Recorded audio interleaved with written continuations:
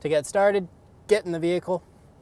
Luckily, we have a nice backup camera, and this makes this process nice and simple. If you don't have one of these, check them out at 1aauto.com. They make this awesomely easy. Get your car in reverse. What we're going to do is we're going to line that ball up with our hitch.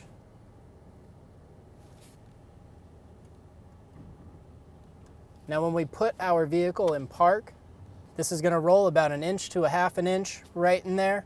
So take note while you're doing your parking, you want that ball to end up right under your hitch. Once you're in a good position, we're going to put that e-brake on. This is going to take all the weight off of our transmission, and so while we're hooking it up, we're not pulling on our gears. When you're backing up to your trailer, this may take a few tries to get it just right. Make sure you take your time.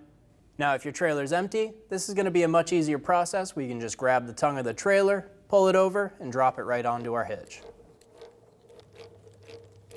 With our trailer fully dropped onto our hitch, we're going to close the ball lock, and we're going to pin it.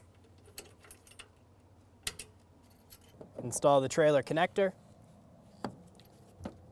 Your 7-pin is on the bottom, and the 4-pin is on top. And then the last thing we got to do is hook up our chains. To do this, we're going to grab both of them, and we're going to cross them under the trailer.